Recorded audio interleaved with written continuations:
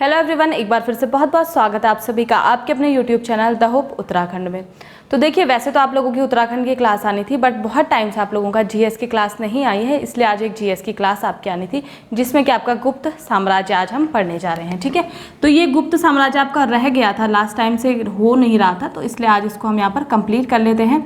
और सबसे इंपॉर्टेंट बात, बहुत ज़्यादा डिटेल में नहीं पढ़ेंगे, फैक्ट टू फैक्ट हम पढ़ने जा रहे हैं, क्योंकि अब ओवरऑल आप लोगों का हम एग्जाम की ही तैयारी कर रहे हैं, तो डिटेल में हम कभी और पढ़ लेंगे। फिलहाल हम इसे फैक्ट टू फैक्ट लेकर चलते हैं। ठीक है, तो वन लाइनर टाइप आपको बनाकर चलना है, उसी तरीके से मैं आपको बोलूँगी। बाकी जिस तरीके से जो पूरी हिस्ट्री वगैरह है वो हम कभी और डिस्कस कर लेंगे। ठीक है, सबसे पहले अगर बात की जाए कि गुप्त साम्राज्य का उदय कब हुआ था, तो तीसरी शताब्दी के अंत में इसका उदय हुआ था और कौशाम्बी में इसका उदय हुआ था। तो आपको नोट्स बिल्कुल ऐसे ही बनाने हैं जैसे मैं लिख रही हूँ। ठीक है, उदय आपको लिखना है और तीसरी शताब्दी के अंत में।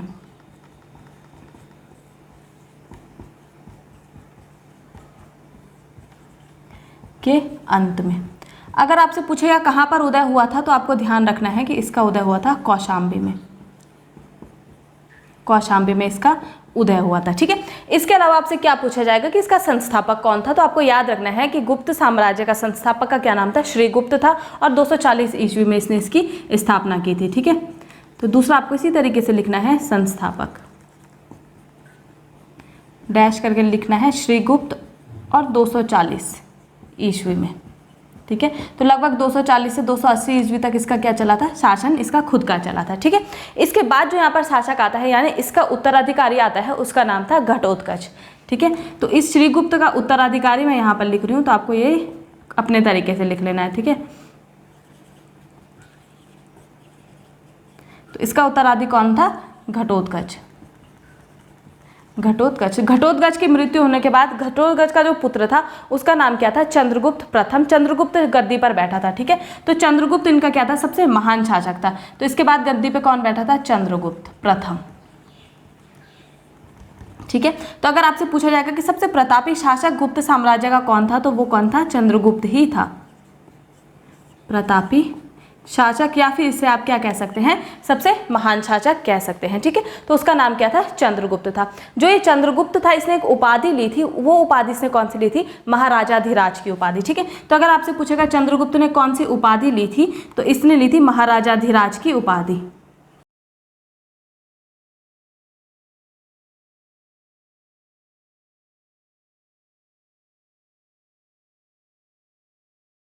ठीक है, तो महाराजाधिराज की इसने उपाधि ली थी, इसको उपाधि क्या मिली थी, महाराजाधिराज की उपाधि मिली थी। ये आपसे क्वेश्चन कभी कभी पूछ लिया जाता है। ठीक है, इसके अलावा इसने क्या किया था, गुप्त संवत चलाया था, और वो इसने चलाया था 319 ईस्वी में। ठीक है, तो अगर आपसे पूछा जाए कि गुप्त संवत किसके द्वारा चलाया गया था, तो ये चलाया गया था चंद्रगुप्त प्रथम के द्वारा। ठीक है, तो एक तो ये याद रखना है, चंद्रगुप्त प्रथम के द्वारा, और ये कब चलाया गया था, 319 ईस्वी से इसने शुरू कर दिया था गुप्त संवत को चलाना। ठीक है, तो ये भी याद रखना है, कभी कभी आपसे गुप्त संवत या फिर जो आपका विक्रम संवत है, इनके बारे में पूछ लिया जाता है। इसके बाद चंद्रगुप्त के बाद जो इसका उत्तराधिकारी हुआ था वो था समुद्रगुप्त। ठीक है, इसे मैं इरेज कर रही हूँ, आप लोगों को भी ऐसे ही नोट्स बनाने, ईजी रहता है याद करने में। ठीक है, तो चंद्रगुप्त के बाद कौन हुआ था, उसका नाम था समुद्रगुप्त।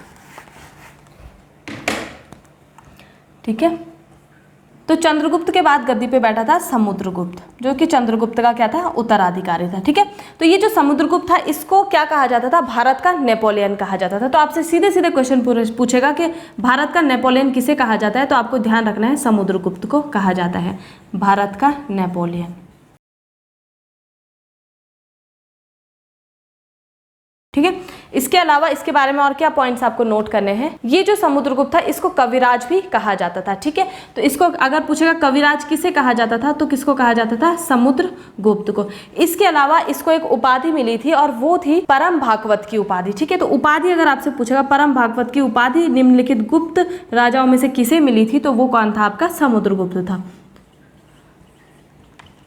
परम भागवत की उपाधि। ठीक है, तो ये चीजें याद रखनी है। ठीक, एक तो इसे भारत का नेपोलियन कहा जाता था, दूसरा इसे कविराज कहा जाता था। कविराज क्यों कहा जाता था, क्योंकि ये संगीत प्रेमी था। ठीक है, इसके अलावा जो समुद्रगुप्त है ये विष्णु का भी उपासक था। ठीक है, तो विष्णु का उपासक था ये, तो ये भी आपको ध्यान रखना है,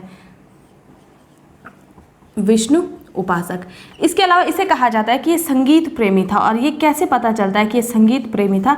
इसके टाइम पर जो सिक्के मिले हैं, यानी जो इसने मुद्रा चलाई होगी, उसमें जो समुद्रगुप्त है उसने खुद को अपना मतलब चित्र बनवाया है वीणा बजाते हुए, ठीक है। तो वहीं से ये अंदाज़ा लगाया जाता है कि आपका जो समुद्रगुप्त है वो क्या था? संगीत प्रेमी था। वीणा बजाते हुए इसकी वहाँ पर फोटो लगी है इसके सिक्कों में, ठीक। इसके अलावा यहाँ पर इसके दरबार में एक कवि था जिसका नाम था हरिसेन, ठीक है। तो आपसे पूछा जाएगा सीधा सीधा सवाल कि हरिसेन जो है किसके दरबार में था? तो आपको ध्यान रखना है कि समुद्रगुप्त के दरबार में ये हरिसेन था। और इस हरिसेन की एक बहुत प्रमुख रचना है, वो आपको याद रखनी है, उसका नाम है इलाहाबाद प्रशस्ति। तो अगर आपसे पूछेगा इलाहाबाद प्रशस्ति किसकी है, तो आपको ध्यान रखना है हरिसेन की है इलाहाबाद प्रशस्ति, ठीक है। तो इतने पॉइंट समुद्रगुप्त के बारे में आपको कम से कम पता होने चाहिए। सबसे पहले भारत का नेपोलियन इसे कहा जाता था, कविराज इसे कहा जाता था। क्यों? क्योंकि इसे वीणा वगैरह बजाने का बहुत शौक था। इसको परम भागवत की उपाधि दी गई थी। विष्णु का ये उपासक था और संगीत प्रेमी ये था। जो कहाँ से पता चलता है? इसके सिक्कों से पता चलता है। हरिसेन इसके जो राज दरबार था वहाँ पर एक कवि था और इसने क्या किया था? इलाहाबाद प्रशस्ति नामक एक रचना लिखी थी, जो कि बहुत फेमस है और आपसे बहुत ज़्यादा पूछी जाती है, ठीक है। तो अगर आपसे पूछा जाएगा कि इलाहाबाद प्रशस्ति किसकी है, ये थी हरिसेन की, ये आपको याद रखना है, ठीक। इसके बाद आपका समुद्रगुप्त के बाद यहाँ पर इसका उत्तराधिकारी होता है चंद्रगुप्त द्वितीय। तो ये ध्यान रखना है, चंद्रगुप्त प्रथम और चंद्रगुप्त द्वितीय में आप लोगों को कंफ्यूज नहीं होना है, ठीक है। तो समुद्रगुप्त का उत्तराधिकारी कौन था? चंद्रगुप्त द्वितीय था।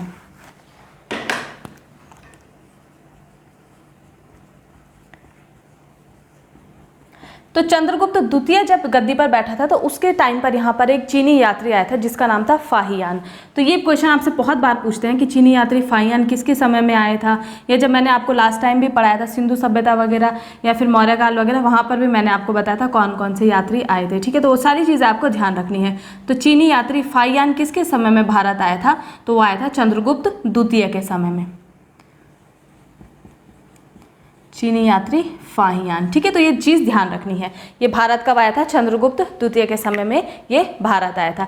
इसके अलावा जब चंद्रगुप्त द्वितीय का यहाँ पर शासन चल रहा था तो शकों ने यहाँ पर आक्रमण किया था, लेकिन शकों को इसने क्या किया था? पराजित कर दिया था। और उसी के उपलक्ष्य में चंद्रगुप्त द्वितीय ने चांदी के सिक्के भी चलाए थे। ये चीज़ आपको ध्यान रखनी है, ठीक है।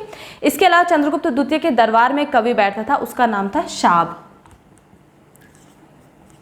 तो इसको आप राजकवि कह सकते हैं और इसका नाम आपको लिखना है शाब। तो आपसे सीधा क्वेश्चन पूछ लेगा कि शाब किसका राज दरबार में, शाब जो है किसका राज दरबारी कवि था? तो चंद्रगुप्त द्वितीय का, ये आपको ध्यान रखना है। इसके अलावा चंद्रगुप्त द्वितीय के समय में जो प्रमुख शिक्षा के केंद्र थे उसमें एक का नाम है पाटलिपुत्र और दूसरा है उज्जैनी, ये आपको ध्यान रखने हैं। तो प्रमुख शिक्षा के केंद्र अब आप लोग लिख लीजिए,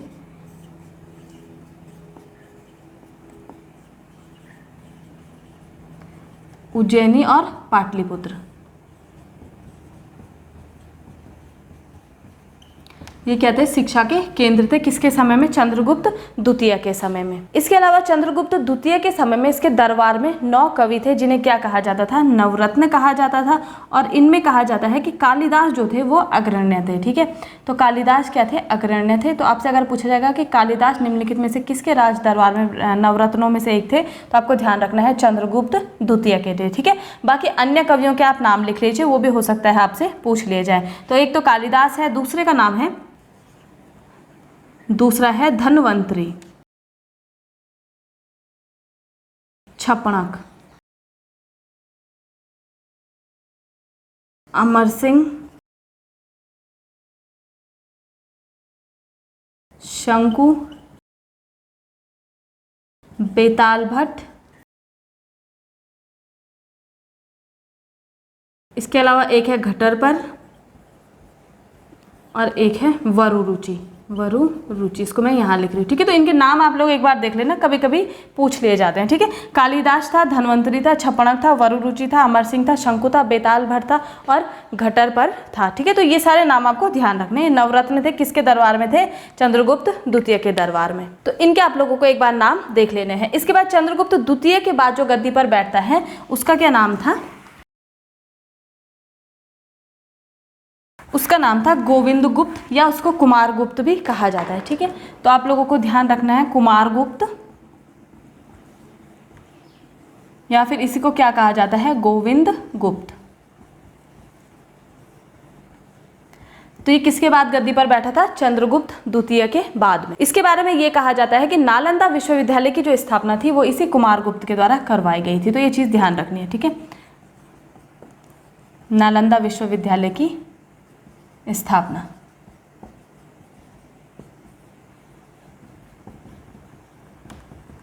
ठीक है। तो सीधे सीधे क्वेश्चन पूछता है कि नालंदा विश्वविद्यालय की स्थापना किसके द्वारा करवाई गई थी? तो आपको ध्यान रखना है कि कुमारगुप्त के द्वारा इसकी स्थापना करवाई गई थी, कुमारगुप्त प्रथम के द्वारा, ठीक है। तो इसके बाद देखिए इन लोगों के बारे में बहुत ज्यादा फैक्ट नहीं है। इसके बाद जो इसका उत्तराधिकारी था वो था स्कंदगुप्त,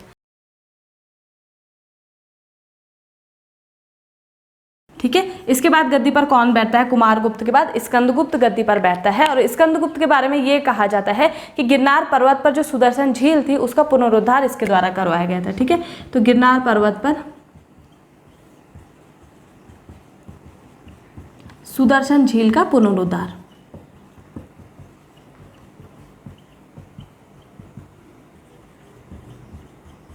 किसके द्वारा करवाया गया था? तो सीधे सीधे आपको बता देना है कि ये स्कंदगुप्त के द्वारा करवाया गया था, ठीक है। इसके समय ही यहाँ पर हूणों का आक्रमण हुआ था और हूणों की वजह से इनका क्या हुआ था?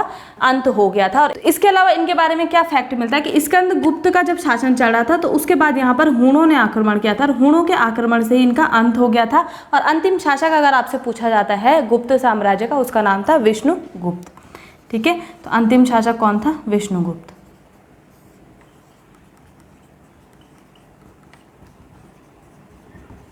विष्णुगुप्त इनका अंतिम शासक था, ठीक। तो इतनी चीजें आपको इनके बारे में ध्यान रखनी है। सीधे वन लाइनर मैंने बताया, बहुत ज्यादा डिटेल में नहीं बताया है। तो ये तो हो गई कौन कौन से राजा थे और उनके टाइम में क्या क्या मुख्य घटनाएं हुई थी, वो सारी चीजें हम देख चुके हैं। अब थोड़ा सा बात कर लेते हैं इनके शासन प्रशासन के बारे में और जो इंपॉर्टेंट चीजें हैं जो आप लोगों को ध्यान रखनी है वो डिस्कस कर लेते हैं, ठीक है।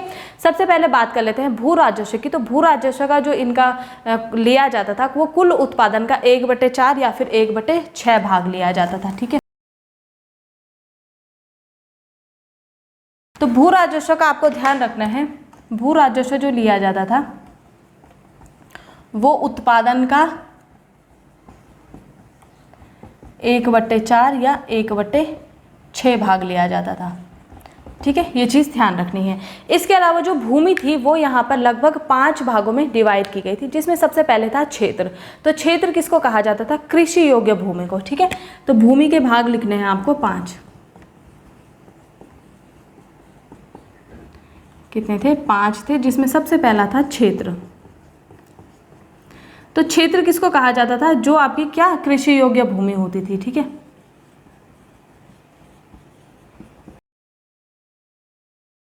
कृषि योग्य भूमि को क्षेत्र कहा जाता था। वहीं दूसरे की बात करें, दूसरी थी वास्तु, ठीक है। तो वास्तु भूमि किसे कहा जाता था? वास करने लायक भूमि, यानी कि जहां पर रहने योग्य जो भूमि होती थी उसको कहा जाता था वास्तु भूमि। वास्तु भूमि के बाद तीसरी आपकी आती है चारागाह भूमि। तो चारागाह भूमि आप सबको ही पता है, जहां पर पशु वगैरह चरते हैं उसको कहा जाता था चारागाह भूमि, ठीक है। पशु चारागाह, ठीक है। तो चारागाह के बाद जो चौथी भूमि है उसका नाम है सिल, और सिल कहा जाता था जो जोतने योग्य भूमि होती थी, यानी कि जहां पर हल वगैरह चलाए जा सकते थे। जोतने योग्य भूमि, ठीक है। तो जोतने योग्य भूमि को क्या कहा जाता था? सिल कहा जाता था। पांचवा है आपका अपराहत। अपराहत यहाँ पर कहा जाता था जो जंगली भूमि होती थी, यानी जंगल के जो क्षेत्र होता था उसको अपराहत कहा जाता था, ठीक है। तो भूमि 5 भागों में बटी हुई थी, जिसमें सबसे पहला क्षेत्र, वास्तु, चारागाह, सिल और अपराहत। क्षेत्र किसको कहा जाता था? कृषि योग्य भूमि को। वास्तु कहा जाता था वास करने लायक भूमि को, यानी निवास करने लायक भूमि को। चारागाह कहा जाता था पशु चराने वाले, जहाँ पर पशु चरते थे। सिल जोतने योग्य भूमि, और अपराहत कहा जाता था जो जंगली भूमि होती थी। इसके अलावा सिंचाई के लिए यहाँ पर कुछ शब्द प्रयोग किया जाता है, जिसमें एक है रहट और दूसरा है घंटी यंत्र।